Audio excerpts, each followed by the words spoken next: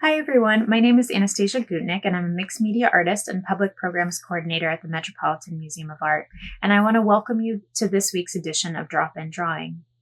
My artistic practice deals with the stories of materials, and I'm so thrilled to be looking at this beautifully crafted apothecary cabinet which tells the story of its time. Together, we are stepping back to 1617-18 to look at this object, a seed for our imagination as we spend our time building our own cabinet of curiosity for today's activity. The 15 and 1600s were known as the Age of Exploration, which connected the globe in previously uncharted ways. With the invention of the compass and development of cartography, this period was marked by voracious European travel and scientific and artistic development. The objects that were collected were a reflection of this expansion and growing knowledge about the world at large. The origins of Wunderkammer come from the German word Wunder, meaning marvels, and Kammer, meaning chamber. The earliest cabinets of curiosity were curated rooms which contained collections of art and objects from around the world, and were an early precursor to museums as we know them today. A few categories of objects that would typically be included, and I'll show you some examples from the Met's collection, would be artificialia or artefacta, products of the human hand, such as artworks like this 1543 German etching of an imaginary landscape. Naturalia, materials from nature, like this Nautilus cup. And scientifica, which served as a testament of humankind's knowledge about nature's mysteries, such as scientific instruments, clocks, and automatons, like this celestial globe which charted the sky's constellations. I'll ask you to think of these categories later on as we start to build our own piece. The apothecary cabinet we are looking at is an example of scientifica as a medicine cabinet that draws from the leading knowledge of its time.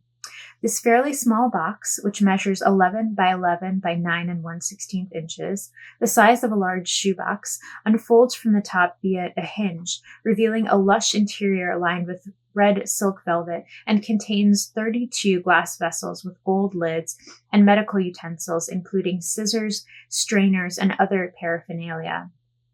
The outer shell container veneer is ebonized pearwood, a process caused by a reaction between iron oxide and the natural tannins of the wood, which penetrates the fibers rather than sitting on the surface and creates that rich black coloring. This type of finish contributes to the integrity and the preservation of this object. This traveling case was handcrafted by goldsmith master Nicolaus I Kolb and served as a container of the finest medical preparations for the elite. It would include the most exotic ingredients from around the world, such as pulverized unicorn horn, which was actually narwhal horn, rare stones, herbs, and other concoctions for curing ailments, including poison antidotes, which was a common means of sabotage at the time. In a cabinet such as this, the medical devices included were thought to be a reflection of the ruler itself. If one could heal himself, it was believed, surely he could heal the society that they govern. What was once relegated to the elite is a contemporary project for everyone that we create with our own rules and imagination. So let's think about what we learned about creating our own cabinet of curiosity and turn our attention to what we'll need to prepare. I will offer you a lot of ideas for materials to work with for this exercise, but at minimum, you will need some kind of a container, a hot glue gun, objects to fill your container with, including any kind of adornments, optional paint and brush of your choosing. I have your regular acrylic paint here. And if you're working with a lot of fragile or small objects, a pair of tweezers is super helpful. Though interpretations of cabinets of curiosity vary greatly in form and over time, one consistent aspect that's important is the way that they're organized. That's why the first thing that we're going to think about is our container to house our objects. One of my favorite things to work with is to find a spice rack, either at a thrift store or one that you have at home. You could also use a kitchen tray with deep edges, an old suitcase, a cigar box like the one I have here, or if you don't have any solid structures, you can also cut up a shoebox, such as this example. You really can use any structure that's going to give you enough support for your objects. We're going to stay small for today's project, but you can also think about converting a furniture piece, such as a dresser or a glass bookshelf, into a larger scale cabinet of curiosity. We'll also want to think about the dividers that we want to use. So these compartments serve a similar purpose as the chambers or rooms that we spoke about earlier. They can help us to categorize, separate, prioritize, or combine our objects. If you've selected a spice rack, such as this one, it will already have the built-in divisions for you. If you're creating your own, like with this shoebox, you can see that I have cut off the side of the box, and I'm using that as the interior delineations. And this gives you a lot of options for how you might want to organize it. For my project today, I am actually going to use this cigar box. I really like that it has this clasp and opens from the top, which reminds me of our apothecary cabinet. And I am going to use the objects that I've selected as the way to organize the interior space, which is another option that you can use. You don't have to physically build compartments unless you want to. So I'm going to put something underneath this box so that I can balance it better. And now comes the most exciting part. So let's think about our contents, finding materials to fill our cabinet of curiosity. Let's think about some of the themes that were mentioned earlier. We talked about natural materials. We talked about man-made materials, items of wonder, medical items. Objects that reflected these themes could be feathers or kind of butterfly wings, bones. They could be vials, such as this, or small bottles. We can use herbs. You can, snip some plants that you have growing that you can fill into small jars. You can find some doll parts that you have laying around. These were some kind of ceramic animal legs that I have from a garage sale. You can find household tools or rusty nails, such as these that I have been collecting for some time. Any kind of bric-a-brac or cards or nostalgic paper items that you have laying around. Thinking about rooms in your house that you can scavenge, such as the kitchen, a first aid kit, a garage. This is a great chance to utilize any kind of broken bits that you have laying around and kind of give them new life. So before we begin with our objects, I want you to think about kind of the backdrop of your container. I often like to paint in the background of a box like this to help the objects pop out. You can also create contrast based on the objects that you select and how you layer them. I'm going to start by bringing all of the pieces together and start to make associations. You can determine a theme for your cabinet. So it could be something like marine themed, and you'll pull in shells from your bathroom. It could be dedicated to season of the year, or maybe like our medical apothecary cabinet. It could be a nod to the owner of the cabinet, made in honor of someone else. You can think about what makes you think of this person. Or you could not predetermine a theme at all and instead let the objects start to tell a story collectively, which is what I'm going to do today. I like to see everything at once and let the objects speak to one another before locking them into place. But I'm going to get started with the top of my box, and I was really excited to find this piece right here. It is my grandmother was a sewer, and this is a piece of beaded lace that she created that I've been wanting to use for a project. And I'm going to start by thinking about like the backdrop of this cabinet. So this piece is just going to give us a little bit of shine, perhaps, in the back. So I'm just going to lay things out. I can always take things away, see how they interact. I wouldn't worry too much about where things go. But I know that I wanted to make this top piece of my cabinet really dramatic, and I had found these metallic wings. This was from kind of a masquerade that I had attended, and I had painted these wings on thin metal piece. And so I was thinking that this was a good way to start on the idea of kind of the natural world and the combination of kind of this human made item. So that might be a nice kind of dramatic piece for the top here. And since this is metal, I might go dive into some of the objects that I have and see if there's anything else that I have that's also metal. You really get to determine what the rules are for how you combine these objects. So feel free to kind of make free association. So the kind of the metal objects that I have are these rusty nails. I also have these squished pennies. And I've got some hairpins. I recently got these at an estate sale that look like they're quite old because they cost 10 cents.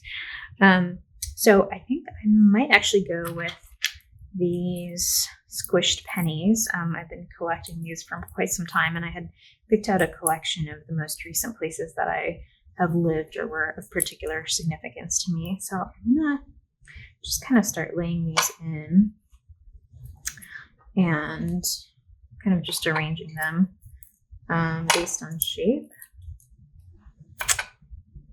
Let's see how those look, how I like what I think of them. I really actually like the way that the black of my background makes them pop. Okay, not sure how I feel about that, but I'm going to keep building. I also have, this is another piece of beaded lace from, I think this was a piece that my grandmother had created and then taken apart, but I love this really ornate detail. So I'm going to kind of fill in the corner over here. And something that I really love once I continue building layers is that certain things will start to get covered up and then maybe reemerge. So before you lock anything into place, you can make sure that you're really happy with where things are. Okay, so I've got some metal theme. I have some nostalgic, personal, familial connections, and thinking about places in the world that I've been that are particularly significant to me. I think I'm going to dive in. I was really inspired by the Apothecary cabinet. I really enjoy the small vials and the small medicinal objects. So I have a few things that reference that. I've got these, this is a vial of sage from a recent trip, and a vial of milkweed fluff. So I know I want to use these, and I know I want to use, here's another larger vial with milkweed seeds. So I'm gonna see how this fits into the space. I think that maybe the only place this will fit is either this way or diagonally, which I might actually just see how that looks right in this corner, and maybe that could act as one of my dividers of my cabinet. I also really love the butterfly wings, and I work with a lot of natural materials in my practice. So I'm going to think about, maybe I can integrate some more of these kind of butterfly wings into the interior of my space. So right now I'm just going to select, and I'm going to pull some pieces that I want to use. I also have a real moth that is dried out that I'm going to use my tweezers to pull out.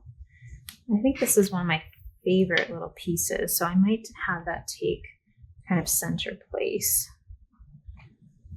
right over here, and then build around that. I mean, that's one way that you can think about the creation of this, is if there's anything that you want to highlight, anything that together will tell a story, you can begin by combining those items. So I have, let's see, I think in this bottom corner, I'm going to put in, I have these really fun wooden animals. This is a giraffe. And thinking about wonders, this is a little lamb from Germany that actually moves, which I think is pretty unique. So I'm going to combine that and have a little animal corner over on the right hand side over here. And then I know that I want these vials, but I think that I want them to be layered on something to offset them. So perhaps what I will include in my little bin of rusty bits, I have this, I think it was from a can. This was I found while hiking. And I think this is the bottom of a can. You can still sort of see the scannable code. And I'm going to use that. I think that also was really nicely set off by the black in the background. So I'm going to use that as kind of a decorative element. And then I think I think that might be enough of an offset for my little vials over here. Let's see. Okay, what else do I want to combine? I really like these are kind of strange ceramic animal legs. So since I have, this is sort of becoming my animal corner over here, I'm going to see how those look in combination. I'm going to just drop these down at the very bottom of this corner. They're really rather strange. I wish I could see what animal these were actually intended for. And I do actually really like the way that looks together, so maybe I'll keep these. All right. And let's see, I'll go ahead and add this butterfly maybe over here on top of that rusty bit. We'll see how we end up liking it. Okay, so I've got my animals over here. I kind of have these butterflies centrally located. Oh, you know what I have? There's this, I think this was a sticker of some kind from a collection. I really like this frame, and I thought it would be nice to offset something. And now I can see that it would be a really nice accent to this moth. So I am going to set that into place. I do actually really love that, how that looks. All right. I also have these, they're like dried flower pieces that I'm going to place over here and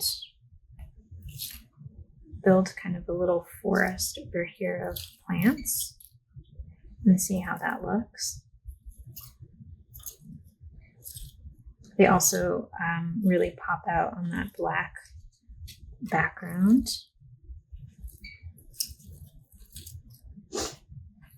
And then I got a really long one that maybe I'll break it and see if it fits better that way.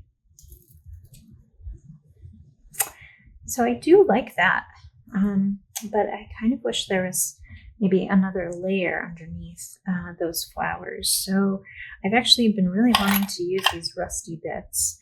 So maybe I'll take those out and see what they look like if I layer them on top.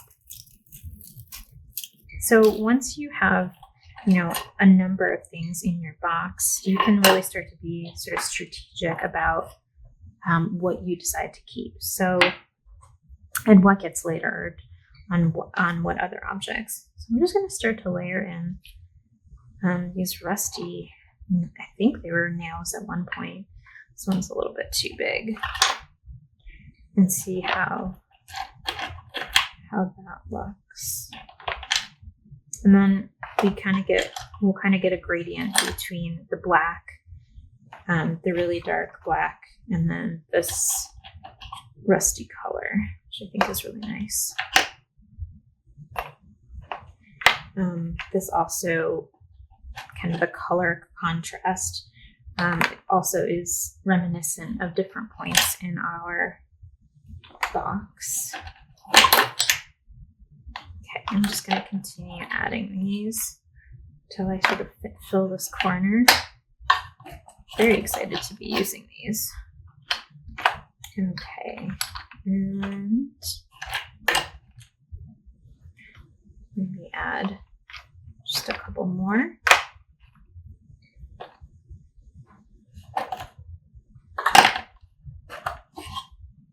All right, I think that's the last of the rusty bits that I want to use, and I'm going to go back in and add my flowers. And this might also be a tweezer operation since they're so fragile and small. So I'm just going to lay them in and just sort of try them on for size. You know, put them in the corner, see if you like them, rearrange them. Maybe you want to shift them around in some way. All right, so we're starting to get pretty filled up in this space.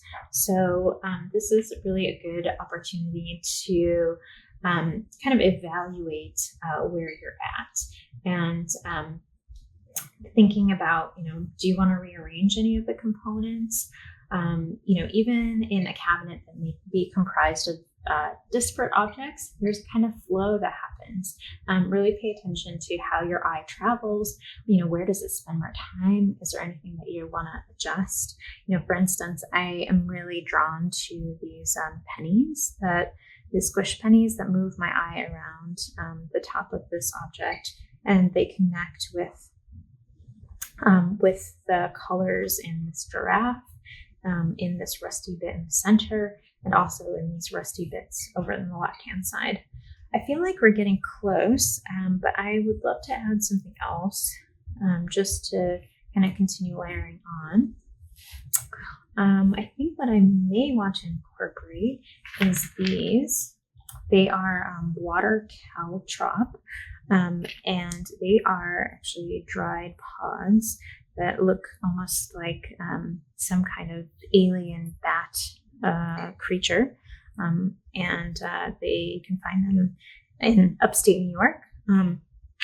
So I'm going to see if I can find a place for them. I think that their forms are just so neat, and they might add a nice dimension, a nice texture. So that's something else that you can think about is, you know, what textures or colors would add a nice layer to the piece that you're working with.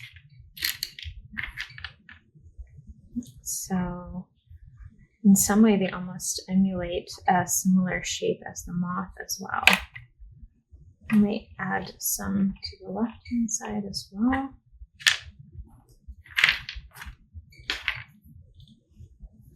Okay.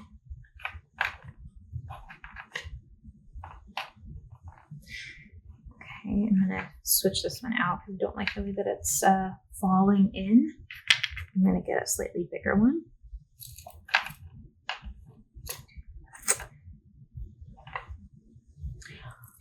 Okay, when you've gotten to a place where you have arranged the components, I recommend taking a step back and looking at your composition.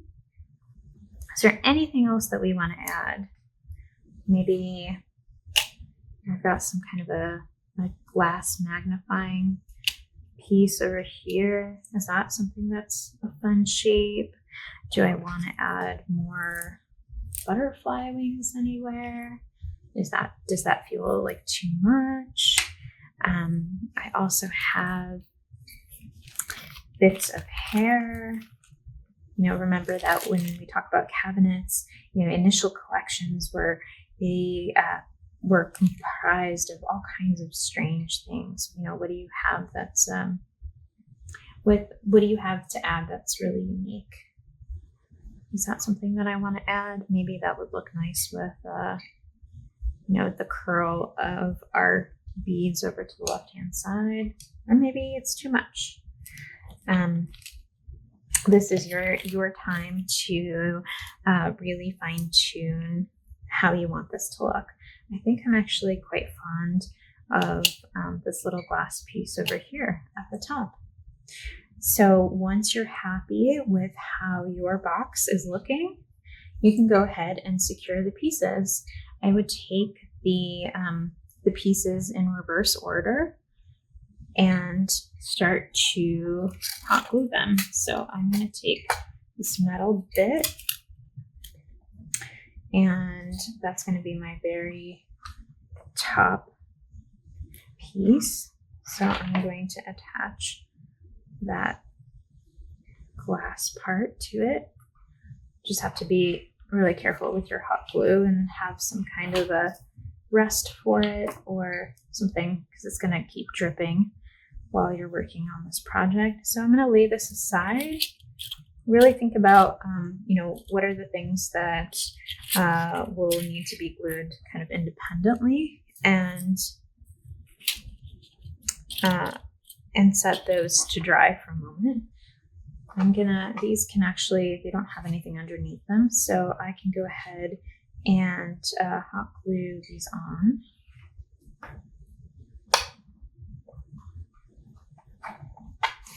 And the hot glue will work really well with either the cardboard or any kind of wood that you're using for the box.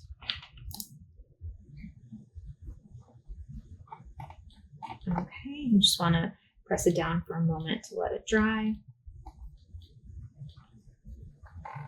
Okay, I'm going to add our couple more pieces.